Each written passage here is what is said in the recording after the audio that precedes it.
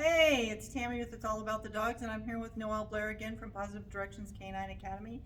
And this is chapter 3 in our series about how to pick the right dog for your lifestyle. Yay! We've talked about an overall general overview of some different things we're going to get into later.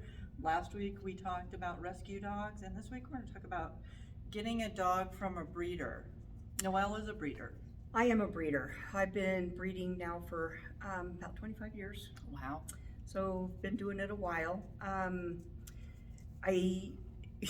Every time I breed, I learn something new and different.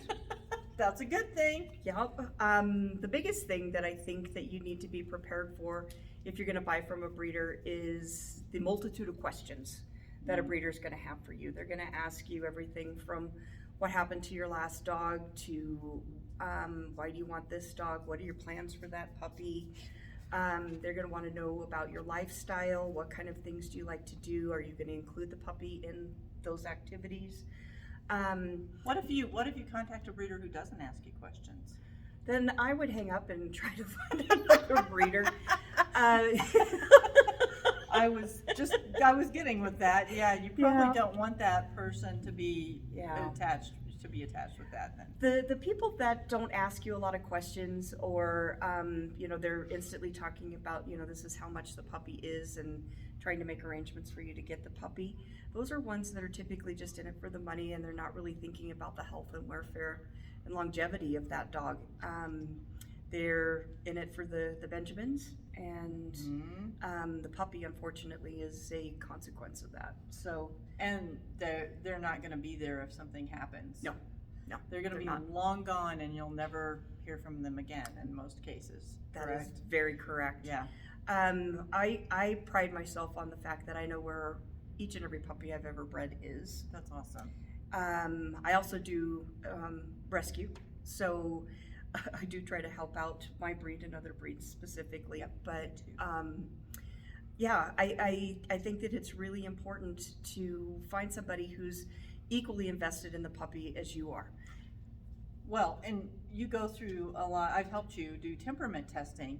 A breeder that does temperament testing, like Noelle does, and many other people that we know, you know what you're getting when you get that dog, because you also try to match the dog with the person, correct? I do. Thinking about my process from start to finish, someone contacts me and they ask me about getting a Pembroke Welsh Corgi. First thing I ask them is, what are you looking for? Are you wanting a pet or a show dog? And do you have stock in a vacuum cleaner company? Okay. Then the next thing that I do is I actually try to talk them out of it, especially if they've never had a Corgi before. So I mentioned, do you realize that Corgis shed? And not only do they shed, but they are profuse shedders. They will shed everywhere. The other day I was wiping out my ice box and I had Corgi hair in my refrigerator. That never happened. Never. Oh my gosh. So and even though they're cute and they're compact, they're very busy. They're very busy dogs. They require someone who's active and is going to include that dog in their activities. The other thing that may not be the best fit for people is Corgis like to bark. And if you have more than one, then they have shouting contests. Yes. So, and I know I've got a couple of Corgis who bark just because they like to hear the sound of their own voice. Oh yeah. So, so the next thing is that breeder prepared to tell you the bad things that you're going to experience with that dog. One thing that's nice about having a purebred dog is you have predictable tendencies with those dogs. Now, each dog's an individual, and there's variety of spectrums from one end of the spectrum to the other as far as breeds are concerned. I know that you've got English setters and an Irish red and white and a mixed breed at home. And you've got kind of all the gamut of what those different personalities are. But still there's some predictability. You know that when you're buying a bird dog, you're going to end up with a bird brain. You're going to end up with dogs when a bird lands in the yard, they all go. They all stop and they point, and exactly. They're another active breed. So when you're talking to someone, is that breeder prepared to tell you the negative things that are associated with that breed, as well as the many positive things? Right. Yeah. Well, and something when you're talking about predictability too, when you buy a dog from a reputable breeder, we talked last week about Levi, and I love him, and he's sleeping somewhere, but she's gonna know what her corgis, when they're babies, when they're 8 to 10 weeks old, what they're going to do when they grow up, because some of them are going to be more inclined towards one thing or another. He doesn't want to hunt. So if you want a hunting dog, going to a shelter to pick one up, it's a crapshoot. It is. If you want a herding dog, that's the same thing. So if you're gonna get something purpose bred, it's better to go with someone who knows the dogs, right? And I'm on my 5th generation of corgis at this point, and so I kind of have a pretty good clue what I'm gonna produce, and I can tell you, which puppies are gonna fit in best with your household, which is why I ask so many questions about your family. How many kids do you have? How do you have stairs? All of the things that I can think of, because that helps me go, okay, I think this puppy or this puppy is going to be best for your home. So some breeders will not let you just come in with money and whoever shows up with the money gets first pick. It doesn't work that way with me. I pick the puppy that I think is going to work for your family, and then I offer you that particular dog. It's easy to fall in love with a cute face, but that cute face is not going to be so cute when they've eaten your carpet, or they've dug a hole through your wall, or you've got to clean hair out of your icebox. Yes. Carted your shoes outside. Exactly. Well, and you know what their personalities are like by that time in their life. So now corgis are a herding breed. Yeah, corgis are a herding breed, and so each week that I have a puppy, I do something different with them. So starting from the minute that they're born, we do early neurological stimulation, which is taking the puppy, holding it straight up and down, so the puppy's head's here, bottom's here, then we turn them upside down, so now the head is down here, the bottom's up in the air, and then we roll them both directions, left and right.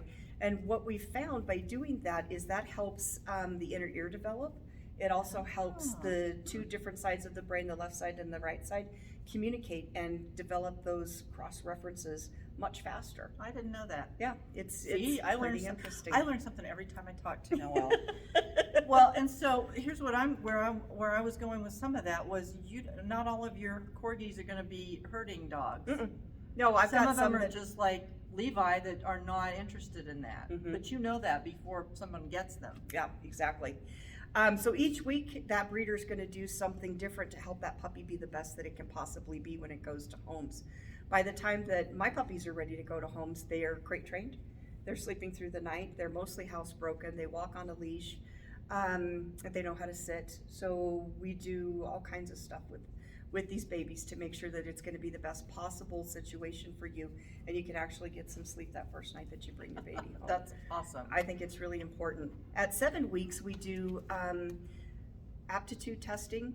We use the Volhard test, and I think that it's probably one of the better ones out there, and we can talk about that next time we get together on if you're going to go pick up a puppy, some things that you want to do with that particular puppy before you take it home to see if that's going to fit into your family. Right. And then at week 8, we do structural evaluations, and then once we've done all of that testing and all of the different things that we do each week, I kind of have a pretty good idea which personalities are going to fit best with that particular home. The last thing that I want to do is place a couch potato with a family who wants to take their dog hiking, or God forbid, vice versa, somebody that wants to sit on the couch, sending them home with a puppy that is absolutely a little Energizer bunny. They're just bouncing off the walls. Yeah. What's going to end up happening is that honeymoon phase is going to wear off really fast, and that person is not going to like that puppy. Yeah. And the last thing that I want is for a puppy to come back to me. I always take my puppies back, but it's better for them if they go to their new home, and that is their forever home for the rest of their lives. So when someone is getting a puppy from a reputable breeder, it's best to go with their recommendation instead of just going, oh, I want this one, this one, and then not getting it because they're going to be like, no, that's not a fit for you. Right. And I know that there are people out there who just insist on picking their own dogs, but trust me, the breeder knows those puppies inside and outside, especially if they're a reputable breeder. So how do you find a reputable breeder? Well, that's my next question. Where do you go? Yeah. The best thing to do is to contact either a local kennel club or go to a national registry. For example, the Pembroke Welsh Corgi Club of America, they've got lists by state Wow. where you can find breeders who are what's called a breeder of merit. A breeder of merit is an accolade that the American Kennel Club gives to people who register their dogs, show their dogs, title their dogs. So you have to have so many litters, you have to have titled so many champions, you have to have titled so many working dogs. So it's kind of a big thing. And Yeah. I'm proud to say that I'm a silver breeder of merit, Awesome. almost gold. So yeah, Woohoo! we're getting up there. Zella came from a breeder of merit. I did interview 3 or 4 different breeders before I decided which breeder that I wanted to work with. I love that you said that you interviewed them, because it's as important for you to have a list of questions for the breeder as it is for the breeder to have a list of questions about you. What did you ask them?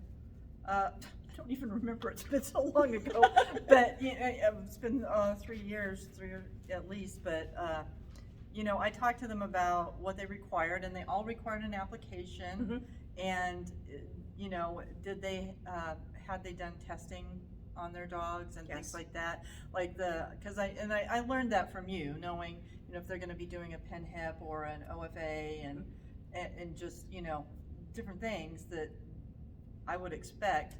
Oh, it's like, a friend of ours that had a litter of puppies, and she did all that kind of testing, ended up with one that was deaf, and she knew that before. Yeah. And so, questions like that to make sure, and, if you want a deaf dog, that's an awesome thing to take on if you're going down that road, but the breeder knows if, if they do the testing. If they don't do those kinds of things, then that sent up a red flag with me to say, well, are they just in it for the money, or is this a person that I can count on? Right. Like, I can call them or email them or something. And Zella's breeder is awesome. Hi, Christina, if you watch this video. But, as far as keeping in contact about, what's happening with Zella, and, I'm sure, just like Noelle, she knows where her dogs have gone. Yeah, I think that that's really important. It's not enough for that breeder to say, yes, my dog's been tested by a veterinarian.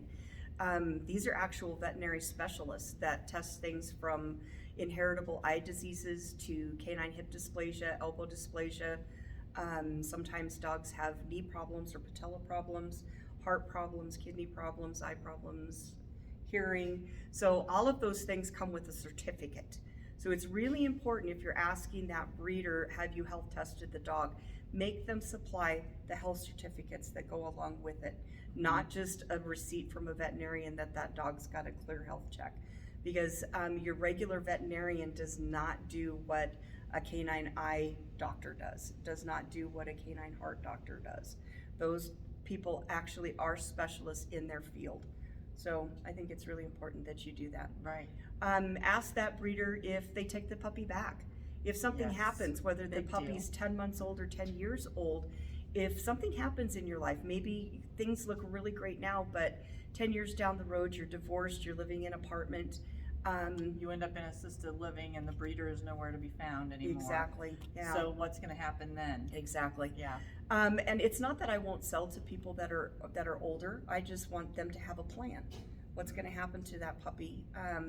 So I think that it's really important that the breeder that you're looking at is an advocate for that puppy, because they're their first and last voice. Yeah. And the reputable breeders will say, I will take this dog back. And they actually have a contract. You have a contract I do. that says that if something happens to you and you can't keep this dog, that it has to go back to Noelle, Right. regardless. Right. So Yeah, that's a and I big require thing. that they do at least yearly updates with me to make sure that everything's okay with the puppy and things are good. I always contact all of the puppies on their birthdays and tell them happy birthday and or happy gotcha awesome. day. Yep, I Yeah, think it's really important to do that. It is. And another thing that, like you were talking about when I interviewed breeders, that the one that I chose to work with specifically did ask me what I was going to do with this dog. And she was happy to know that Zella's not a show dog. She probably could have been, but she's not a show dog. And she wanted to know what my plans for her were. and she loved it, that she was gonna be doing some obedience sports and different things like that, because she said, I'd rather have her working with her brain, because she's kind of very, she's very, if you can't tell, she's been wandering around here, she's very busy.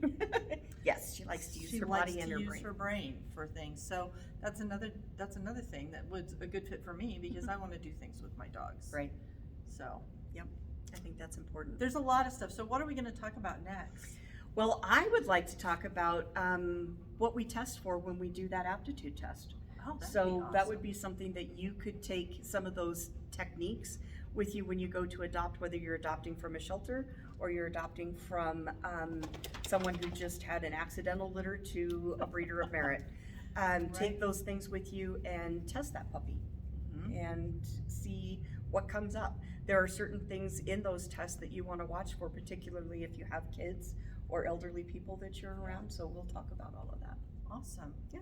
Well, thanks for watching. We'll be back next week. If you found this video helpful, recommend it to a friend, smash the like button, and subscribe to our channel. Thanks for watching. Thank you, guys. Yay.